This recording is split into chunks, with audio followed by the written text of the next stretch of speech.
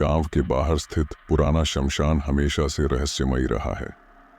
आसपास के लोग कहते थे कि वहां रात में अजीबोगरीब आवाजें सुनाई देती हैं। कुछ कहते थे कि वहां एक अंधा भूत घूमता है जो किसी को दिखाई नहीं देता, पर उसकी उपस्थिति का एहसास हर कोई कर सकता है।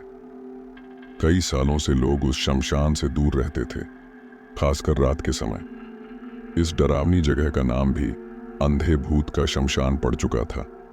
यह कहानी तब शुरू होती है जब गांव में कुछ अजीब घटनाएं होने लगती हैं। रात के समय गांव के लोग अपने घरों के बाहर अजीब सी चीखें सुनते। एक दिन गांव के प्रधान की बेटी रीमा अचानक गायब हो जाती है। उसे आखिरी बार श्मशान के पास देखा गया था। पूरे गांव में खलबली मच जाती है और लोग शमशान के अंधे भूत को रीमा की गुमशुदगी के लिए दोषी ठहराते हैं। प्रधान ने गांव के सबसे बहादुर युवक अर्जुन को रीमा को ढूंढने का जिम्मा सौंपा। अर्जुन गांव में अपनी हिम्मत और सूझबूझ के लिए मशहूर था, लेकिन अर्जुन ने भी कभी शमशान के पास जाने की हिम्मत नहीं की थी। इस बार उसे रीमा को बचाने के लिए उस भयानक जगह का सामना करना था। अर्जुन जानता था कि यह काम आसान नहीं होगा। गांव के बुजुर्गों ने उसे बताया था कि श्मशान के अंदर अजीब सी ऊर्जा है जो इंसान के दिमाग से खेलती है। वहां कुछ ऐसा है जो आपको अपने वश में कर लेता है, एक बुजुर्ग ने कहा। अर्जुन को यह भी पता चला कि श्मशान के इतिहास में एक दुखद घटना हुई थी, जिसमें एक ब्राह्मण जिसका नाम मोहन था, किसी कारणवश अंधा हो गया था और उसकी मौत इसी श्मशान में हुई थी। लोगों का मानना था कि मोहन की आत्मा अब भूत बनकर वहां भटक रही है और जो भी उसकी शांति भंग करता है वो उसे अपने चंगुल में फंसा लेता है। अर्जुन ने फैसला किया कि वह इस रहस्य को सुलझाएगा, चाहे जो भी हो। वह रीमा को ढूंढने के लिए श्मशान की ओर चल पड़ा। रात का समय था और हवा में अजीब सी ठंडक थी। श्मशान के पास पहुंचते ही उसे महसूस हुआ कि कोई उसे देख रहा है, पर वहां कोई नहीं था। उसने सुना था कि अंधे भूत की उपस्थिति महसूस की जा सकती है, लेकिन देखा नहीं जा सकता। श्मशान के अंदर जाते ही अर्जुन ने देखा कि चारों ओर घना अंधेरा छाया हुआ था। कहीं कहीं से जलती हुई चिता की बुझती राख दिखाई देती थी। अचानक अर्जुन को महसूस हुआ कि उसकी गर्दन पर किसी ने सांस ली हो। वह मुड़कर देखता है, पर वहां कोई नहीं होता। अर्जुन का दिल तेजी से धड़कने लगता है, लेकिन वह हार मानने वालों में से नहीं था। श्मशान में चलते चलते अर्जुन को पुराने बरगद के पेड़ के नीचे कुछ आवाजें सुनाई देती हैं। वह धीरे धीरे उस दिशा में बढ़ता है। वहां पहुंचकर वह देखता है कि रीमा जमीन पर बेहोश पड़ी है और उसके आसपास अजीब तरह की आकृतियां घूम रही हैं। अर्जुन समझ नहीं पाता कि यह आकृतियां असल में क्या हैं। उसकी सांसें तेज हो जाती हैं। तभी उसे एक ठंडी आवाज सुनाई देती है, तुम्हें यहां नहीं आना चाहिए था। अर्जुन उस आवाज की दिशा में देखता है। उसे कोई दिखाई नहीं देता, लेकिन वह जानता है कि यह अंधे भूत की आवाज है। अर्जुन अपनी पूरी हिम्मत जुटाकर कहता है, तू जो भी है, मैं तुझसे नहीं डरता। मैं रीमा को वापस ले जाने आया हूं। अंधे भूत की हंसी सुनाई देती है। यह श्मशान मेरी जगह है। यहां आने वाले कभी लौटकर नहीं जाते। अर्जुन को अचानक अपने चारों ओर कई आंखें महसूस होती हैं, जैसे वह अकेला नहीं बल्कि सैकड़ों आत्माएं उसे घूर रही हों। वह आगे बढ़ता है और रीमा को उठाने की कोशिश करता है, पर अचानक उसकी आंखों के सामने घना धुआं छा जाता है। अर्जुन को अपने चारों ओर घने कोहरे जैसा कुछ महसूस होता है और उसी धुंध से कई डरावनी आकृतियां निकलने लगती हैं। उनके चेहरे घावों से भरे हुए थे, आंखें खाली थीं और उनके शरीर जले हुए लग रहे थे। अर्जुन को ऐसा लगा जैसे ये आत्माएं उससे बदला लेने आई हों। तभी एक आकृति अर्जुन के बिल्कुल सामने आती है और उसे अपनी ओर खींचने लगती है। अर्जुन अपने आप को छुड़ाने की कोशिश करता है, पर वह आत्मा उसे जोर से पकड़ लेती है। उसकी पकड़ इतनी मजबूत होती है कि अर्जुन को सांस लेना मुश्किल हो जाता है। उसके चारों ओर की आवाजें धीरे धीरे तेज होती जाती हैं और उसे महसूस होता है कि यह उसके अंत का समय है। पर तभी उसे एक बूढ़े आदमी की आवाज सुनाई देती है, तुम इसे ऐसे नहीं रोक सकते, शांति से इसे छोड़ दो। अर्जुन ने देखा कि वह बूढ़ा आदमी वही था जिसका जिक्र गांव वालों ने किया था, मोहन की आत्मा। लेकिन उसकी आंखें जल रही थीं और वह दुख से भरा हुआ लग रहा था। मोहन ने कहा, मैं इस जगह का मालिक नहीं हूं, लेकिन मुझे यहां बांध दिया गया है।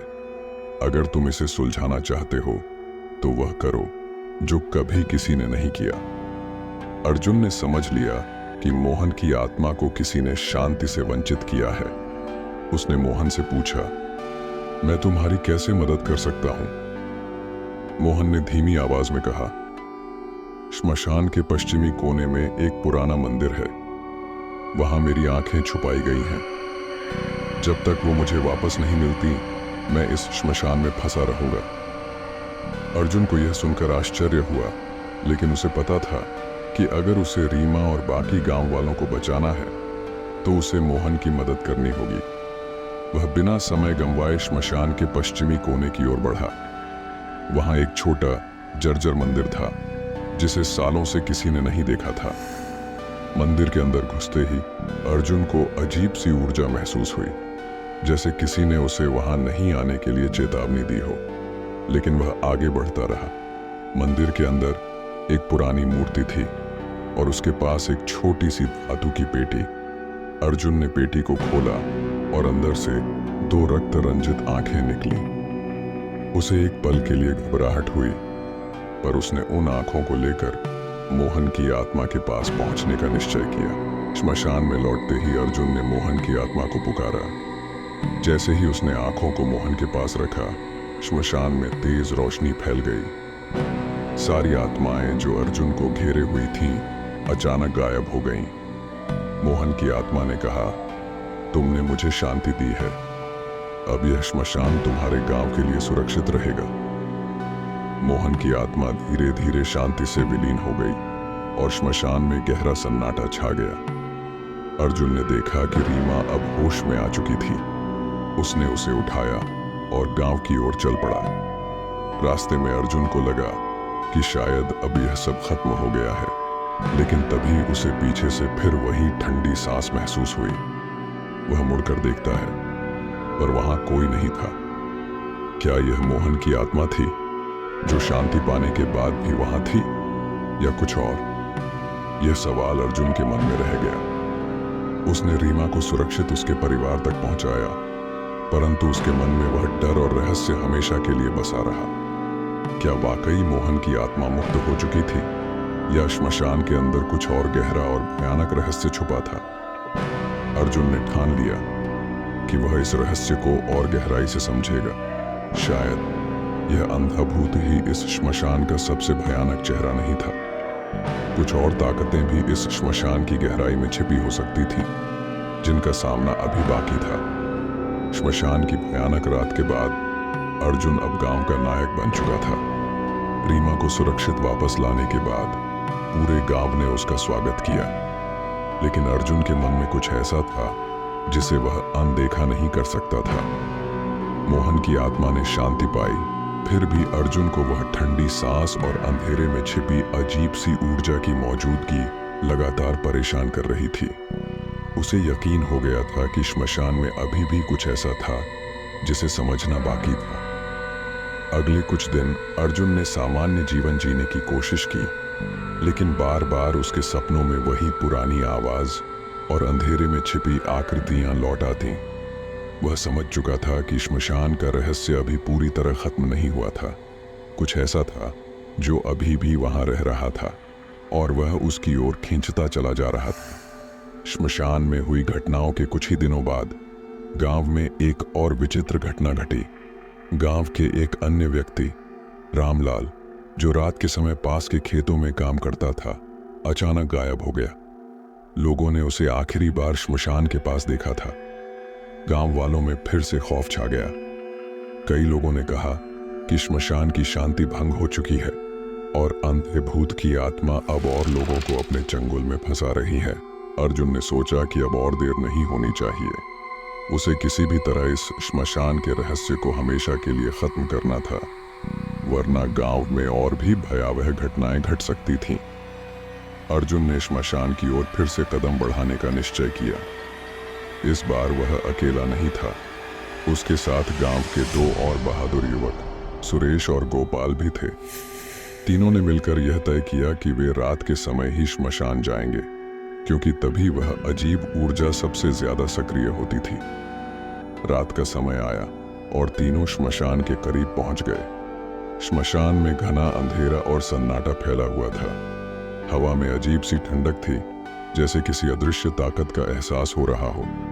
अर्जुन ने अपने साथ एक छोटा दीपक ले लिया था, पर जैसे ही उन्होंने श्मशान में प्रवेश किया, दीपक की लौ अचानक बुझ गई। यह जगह वाकई में बहुत अजीब है, सुरेश ने कहा।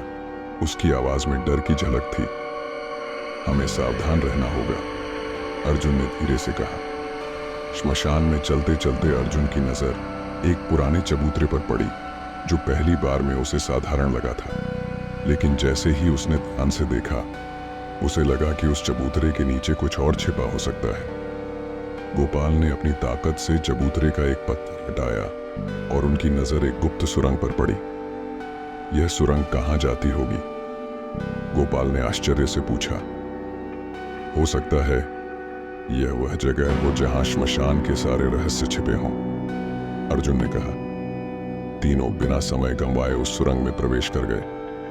अंदर घुप अंधेरा था और हवा भारी महसूस हो रही थी। सुरंग बहुत लंबी थी और जैसे जैसे वे आगे बढ़ते गए, वैसे वैसे उन्हें अजीब सी सरसराहट सुनाई देने लगी।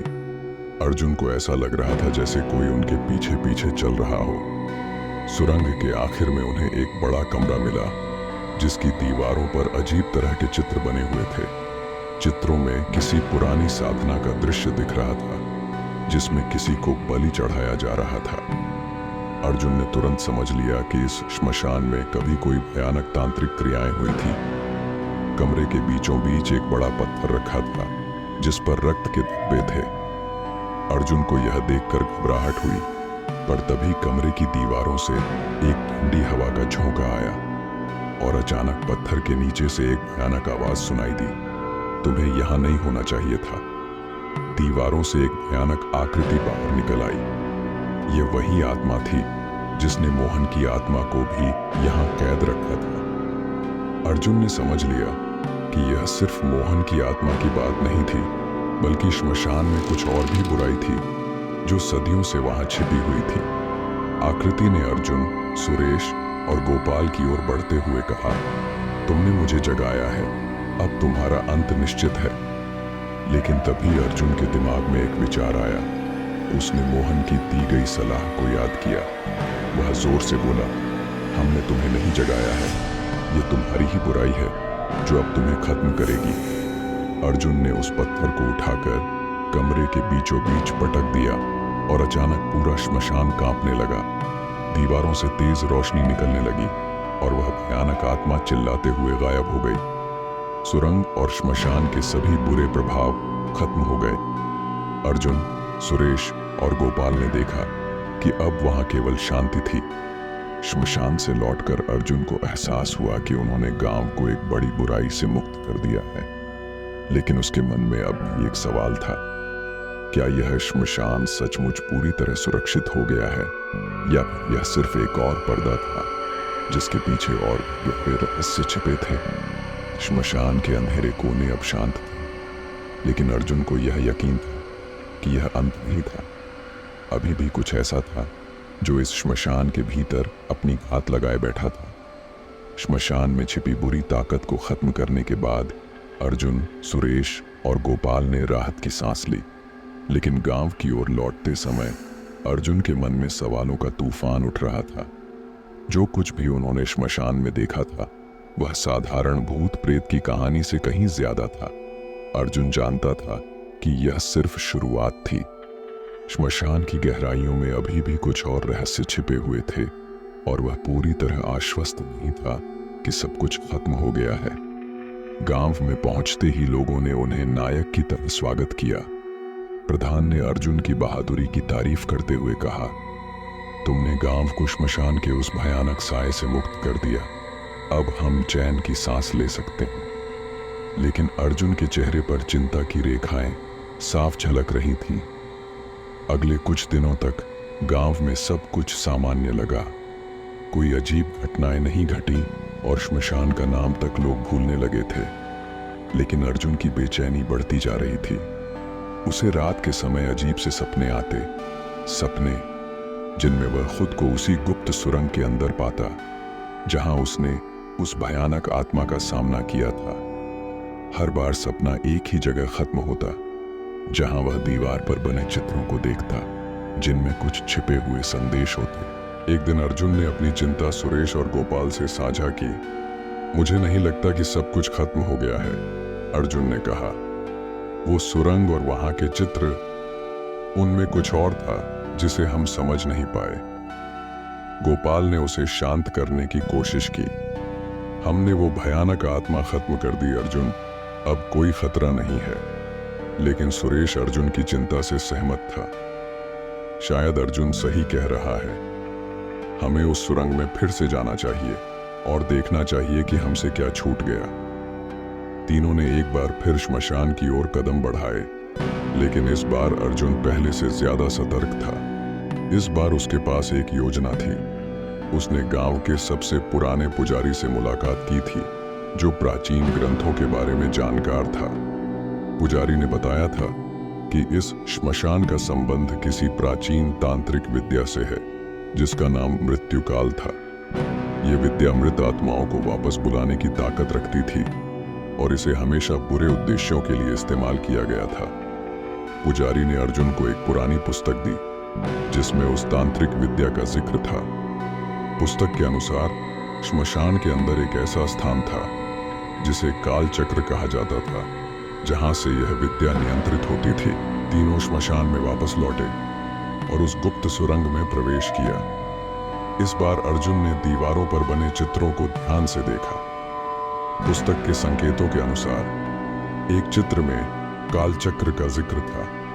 एक विशेष पत्थर जो श्मशान के अंदर छिपा हुआ था। वह पत्थर उस प्राचीन विद्या की कुंजी था, जिसे नष्ट किए बिना श्मशान की बुरी शक्तियों को हमेशा के लिए खत्म नहीं किया जा सकता था। दीवार पर अंकित संकेतों का अनुसरण करते हुए अर्जुन, सुरेश और गोपाल एक नई सुरंग की ओर बढ़े, जो पहले उनके ध्यान से छूट गई थी। सुरंग के अंदर जाते ही उन्हें महसूस हुआ कि यहाँ की ऊर्जा पहले से कहीं ज्यादा भारी और डरावनी थी।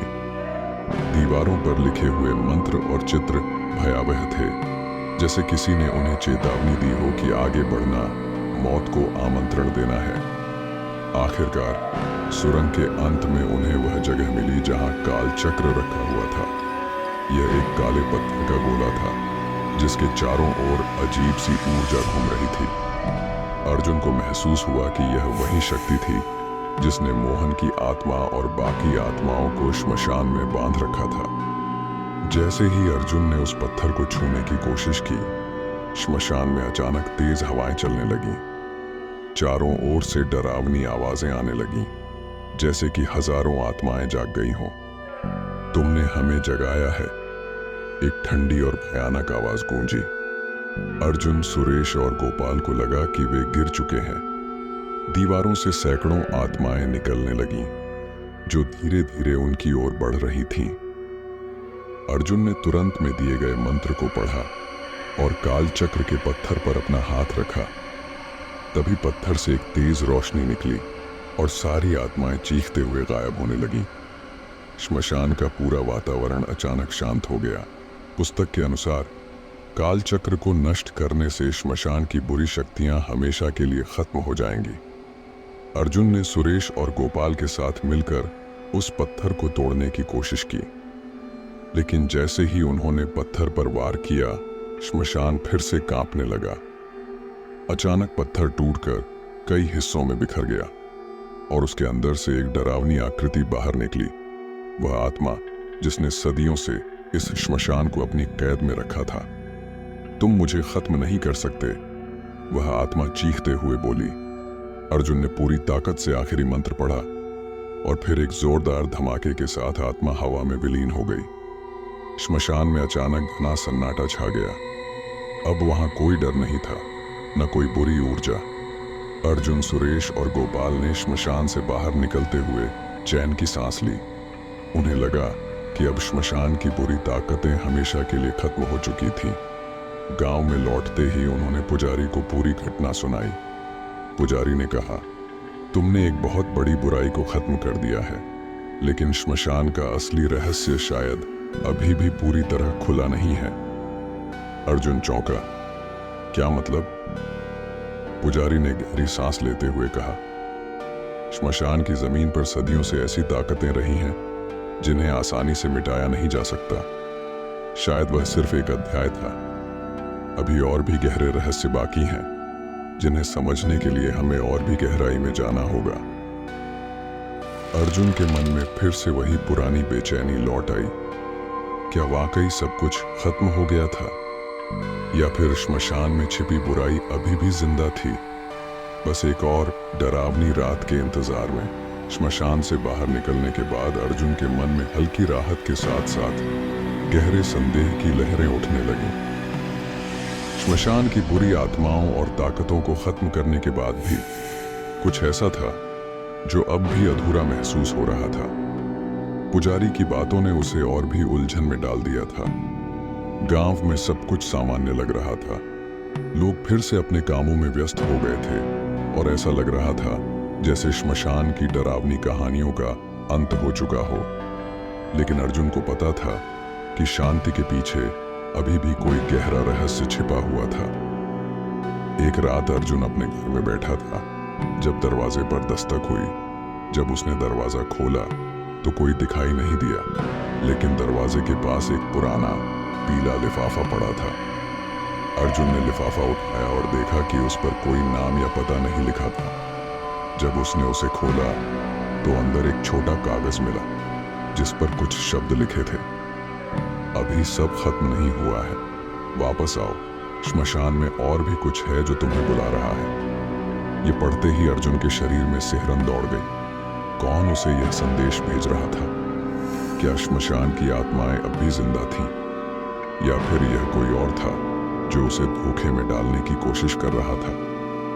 अर्जुन ने पत्र को गंभीरता से नहीं लिया, लेकिन अगले ही दिन गांव में फिर से अजीब घटनाएं होने लगीं।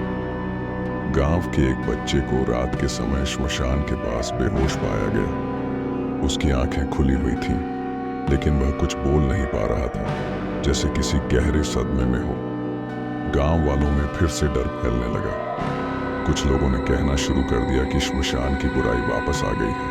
अर्जुन अब इस अनदेखे खतरे को नजरअंदाज नहीं कर सकता था। उसने सुरेश और गोपाल को बुलाया और उन्हें पत्र के बारे में बताया। तीनों ने तय किया कि वे एक बार फिर श्मशान जाएंगे, इस बार पूरी तैयारी के साथ। रात का समय आ चुका था। अर्जुन, सुरेश और गोपाल फिर से श्मशान के अंदर प्रवेश कर चुके थे। इस बार वे और भी सतर्क थे। श्मशान में पहले से ज्यादा अजीब और भारी सन्नाटा था, जैसे कुछ बहुत बड़ा होने वाला हो। तीनों उस गुप्त सुरंग में वापस गए जहां उन्होंने कालचक्र को नष्ट किया था। लेकिन इस बार सुरंग का दृश्य बदल चुका था। जहां पहले एक साधारण गुप्त मार्ग था, अब वहां गहरी खाई जैसी दिखने लगी। अर्जुन ने समझ लिया कि यह श्मशान की बुरी ताकतों का आखिरी जाल हो सकता है। इस बार हमें और सावधानी बरतनी होगी, अर्जुन ने कहा। सुरंग में आगे बढ़ते हुए उन्हें एक विशाल पत्थर का दरवाजा मिला, जिसे वे पहले नहीं देख पाए थे। दरवाजे पर अजीब तरह के तांत्रिक चिन्ह बने हुए थे, और इसके पास पहुंचते ही अर्जुन ने अपने हाथ में एक अजीब सी जलन महसूस की। दरवाजा खोलते ही तीनों एक बड़े कक्ष में प्रवेश कर गए। यह कक्ष पहले देखे गए सभी स्थानों से ज्यादा भयानक था। दीवारों पर जली हुई मूर्तियों और तांत्रिक प्रतीकों की छाया फड़फड़ा रही थी, और बीच में एक बड़ी वेदी रखी थी। वेदी के पास एक आदमी खड़ा था, वह आदमी जो मोहन की मौत के बाद से गायब था। वही तांत्रिक जिसने इस श्मशान पर अपनी बुरी विद्या का प्रयोग किया था। उसकी आंखों में खतरनाक चमक थी, और उसने अर्जुन को देखते ही हंसते हुए कहा, तुमने सोचा था कि सब खत्म हो गया, ये तो बस शुरुआत थी। मैं तुम्हें यहां तक लाने के लिए ही इंतजार कर रहा था। तांत्रिक ने वेदी पर एक मंत्र पढ़ना शुरू किया और अचानक से श्मशान की दीवारों से काले धुएं की तरह कई आत्माएं बाहर निकलने लगीं। अर्जुन और उसके साथी घिर चुके थे, लेकिन इस बार अर्जुन तैयार था। उसने पुजारी की दी हुई पुस्तक से एक मंत्र पढ़ना शुरू किया और सुरेश और गोपाल ने उसे सुरक्षा प्रदान की। तांत्रिक जोर से चिल्लाया, तुम मुझे नहीं हरा सकते, इस श्मशान की बुरी ताकतें मेरी हैं। लेकिन अर्जुन ने मंत्र पढ़ते हुए वेदी की ओर कदम बढ़ाए और अपनी पूरी ताकत से वेदी पर प्रहार किया। वेदी टूटते ही तांत्रिक चीखते हुए जमीन पर गिर पड़ा। श्मशान में चारों ओर से आत्माएं फिर से गायब होने लगीं और तांत्रिक की शक्ति खत्म हो गई। जैसे ही तांत्रिक की आत्मा श्मशान से गायब हुई, अचानक चारों ओर से रोशनी फैल गई। अर्जुन, सुरेश और गोपाल ने देखा कि पूरा श्मशान अब शांत और स्वच्छ लग रहा था। हवा में कोई बुरी ऊर्जा नहीं थी और जो आत्माएं पहले कैद थीं, वे अब मुक्त हो चुकी थीं। अर्जुन को लगा जैसे किसी चमत्कार ने इस श्मशान को शुद्ध कर दिया हो।